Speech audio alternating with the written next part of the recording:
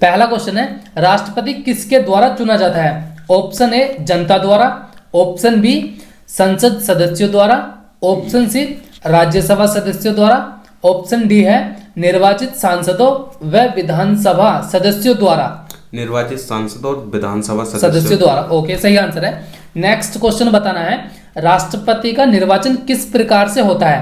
Option A प्रत्यक्ष रूप से, ऑप्शन बी अप्रत्यक्ष रूप से, और ऑप्शन सी है मनोनयन द्वारा, और ऑप्शन डी है कोई स्पष्ट प्रावधान नहीं। अप्रत्यक्ष द्वारा। अप्रत्यक्ष द्वारा यानी अप्रत्यक्ष रूप से राष्ट्रपति का निर्वाचन होता है। राष्ट्रपति का निर्वाचन किस आर्टिकल के अनुसार होता है? 55 के अनुसार। आर्टिकल 55 के अनुसार। ओके, सही आंसर है। नेक्स्ट क्वेश्चन बताना है आपको, जो आर्टिकल 58 में दिया गया है राष्ट्रपति बनने हेतु उसकी योग्यताएं। तो एक राष्ट्रपति की उम्र कितनी होनी चाहिए? 35 वर्ष। 35 वर्ष। ओके, सही आंसर है। और वह किसी भी लाभ के पद पर ना हो। ओके, सही आंसर है। और फिर नेक्स्ट क्वेश्चन बताना आपको, राष्ट्रपति पद के निर्वाचन हेतु कौन सी पद्धति अपनाई जाती है?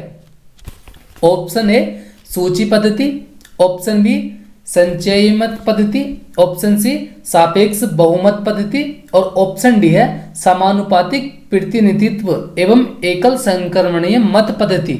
एकल संक्रमणीय मत पद्धति। Okay, option D is the correct answer. Next question बताना है, राष्ट्रपति चुनाव के प्रस्तावक और अनुमोदकों की संख्या कितनी कितनी होती है? 50-50। 50 प्रस्तावक होने चाहिए और 50 अनुमोदक। ओके, सही आंसर है। नेक्स्ट क्वेश्चन बताना है फिर, भारत के राष्ट्रपति का चुनाव जो होता है कितने वर्षों के लिए होता है? 5 वर्ष के लिए। 5 वर्षों के लिए होता है। ओके, सही आंसर है। नेक्स्ट क्वेश्चन बताना है फिर, राष्ट्रपति नामांकन के समय है ना, जब राष्ट्रपति जो है उम्मीदवार पद पर खड़ा होता है तो उसे जो है जमानत के तौर पर कुछ रुपए वहां पर जमा करने होते हैं। वो कितनी राशि होती है? 15,000। 15,000 रुपए। ओके, सही आंसर है। नेक्स्ट क्वेश्चन बताना है, राष्ट्रपति चुनाव संबंधी मामले जो होते हैं वो मतलब कहां पर भेजे जाते हैं?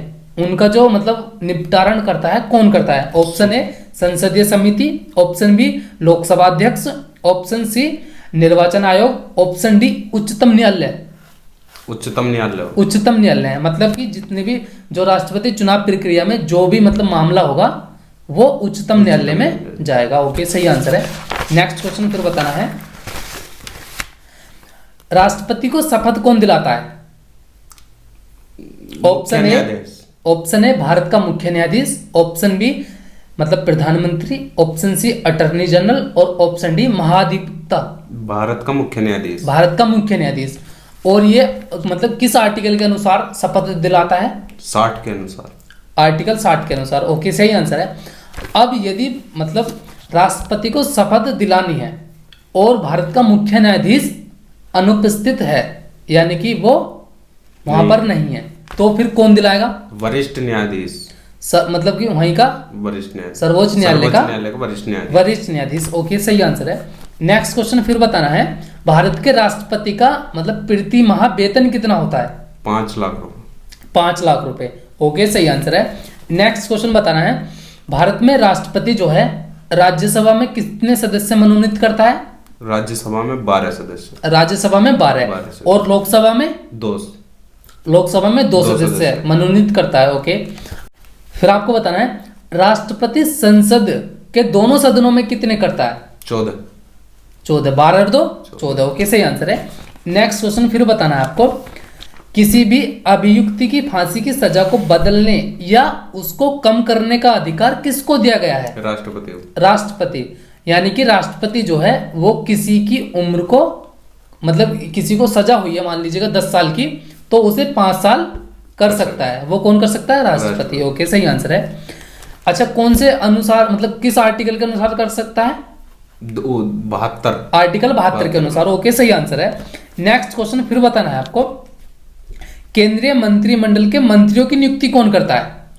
राष्ट्रपति करता है। ओके, सही है। राष्ट्रपति करता है प्रधानमंत्री की सलाह पर। ओके, सही आंसर है। नेक्स्ट क्वेश्चन फिर बताना है, राज्यों के राज्यपाल की नियुक्ति कौन करता है? राष्ट्रपति।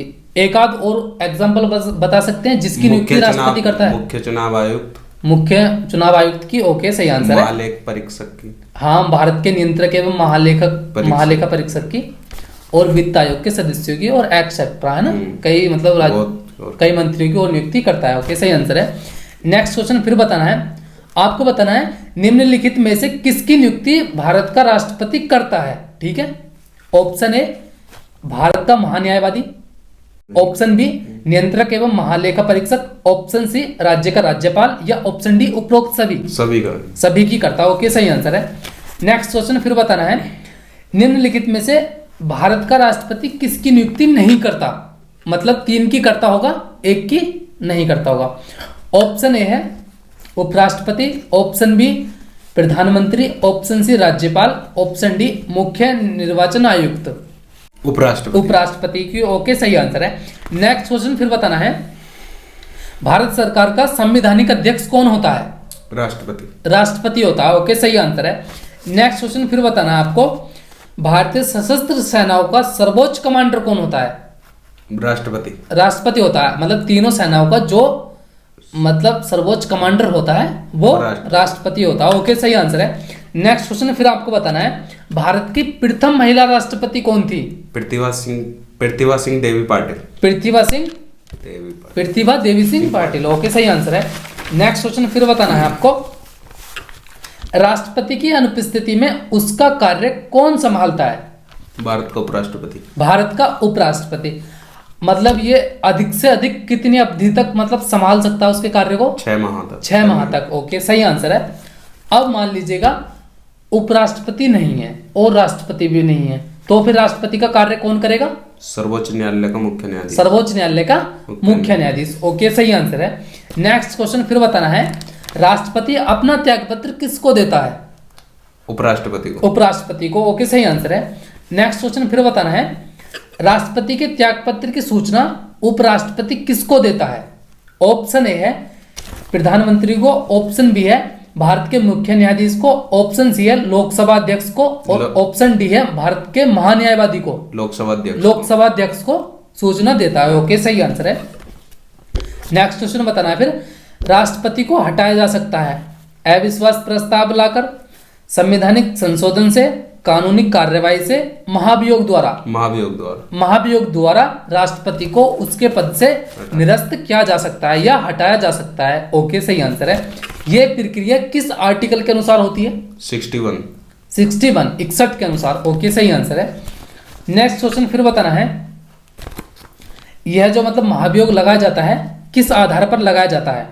ऑप्शन ए है किसी भी आधार पर, ऑप्शन बी संविधान के अतिक्रमण करने पर, ऑप्शन सी राज्य विधानसभा को भंग करने पर, और ऑप्शन डी उपराष्ट्रपति को राष्ट्रपति बनाने पर।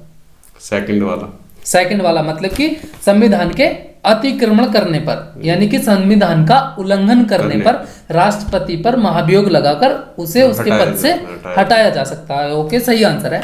नेक्स्ट क्वेश्चन फिर बताना है राष्ट्रपति पर महाभियोग की प्रक्रिया जो ली गई है हमारे संविधान में किस देश से ली गई है। अमेरिका से ली गई है। ओके, सही आंसर है। नेक्स्ट क्वेश्चन फिर बताना है संसद में राष्ट्रपति के विरुद्ध महाभियोग प्रस्ताव पास करने के लिए कितने सदस्यों का समर्थन चाहिए। संसद के 2/3 का। संसद के 2 सदन होते हैं, लोकसभा और राज्यसभा। यदि महाभियोग की प्रक्रिया राज्यसभा में मतलब शुरू की गई है तो राज्यसभा के 2/3 यानी 2/3 सदस्यों का समर्थन चाहिए। इसी प्रकार से लोकसभा यदि लोकसभा से राष्ट्रपति पर महाभियोग का प्रस्ताव लगाया जाता है तो लोकसभा में जो है जितने भी सदस्य हैं उसके 2/3 समर्थन होना चाहिए। ओके, सही आंसर है। नेक्स्ट क्वेश्चन फिर बताना है राष्ट्रपति पर महाभियोग का आरोप एक संकल्प रूप से संसद के किसी भी सदन में लाया जा सकता है। राइट, किसी भी सदन में लगाया जा सकता है। ओके, तो यह कम से कम कितने दिन की लिखित सूचना के बाद प्रस्तुत किया जाना चाहिए। 14 दिन। मतलब कि राष्ट्रपति पर महाभियोग लगाने से पहले राष्ट्रपति को लिखित में देना चाहिए जो भी हमारा इशू है, उसके बाद ये प्रक्रिया महाभियोग की चलाई जाती है। ओके, सही आंसर है। नेक्स्ट क्वेश्चन फिर आपको बताना है राष्ट्रपति की आपातकालीन शक्तियां कितने प्रकार की हैं। 3 प्रकार की हैं। ओके, सही आंसर है। आर्टिकल कितने से कितने के बीच है सारी।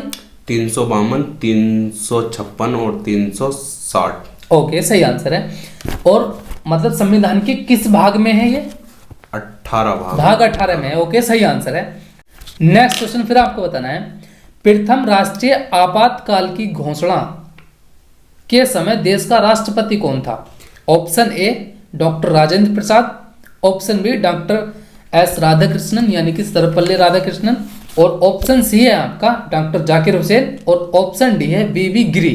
सर्वपल्ली राधाकृष्णन, डॉक्टर सर्वपल्ली राधाकृष्णन के समय। ओके, सही आंसर है। नेक्स्ट क्वेश्चन फिर बताना है, कौन सा आर्टिकल राष्ट्रपति को उच्चतम न्यायालय से परामर्श लेने की शक्ति प्रदान करता है? Option A article 129, option B article 132, option C article 143 और ऑप्शन डी आर्टिकल 32। क्या आंसर है इसका? 143, आर्टिकल 143 के अनुसार। ओके, सही आंसर है। नेक्स्ट क्वेश्चन फिर बताना है, खत्म हो गया। तो दोस्तों, राष्ट्रपति से बनने वाले क्वेश्चंस जो आपकी परीक्षाओं के लिए थे वो मैंने सारे डिस्कस कर दिए हैं, जितने भी इंपॉर्टेंट क्वेश्चन थे। इंपॉर्टेंट क्या, सभी जितने भी राष्ट्रपति से बनने वाले थे। तो दोस्तों, आपको ये ग्रुप डिस्कशन सही लगा हो, अच्छा लगा हो तो वीडियो को लाइक और शेयर जरूर करें। जय हिंद दोस्तों।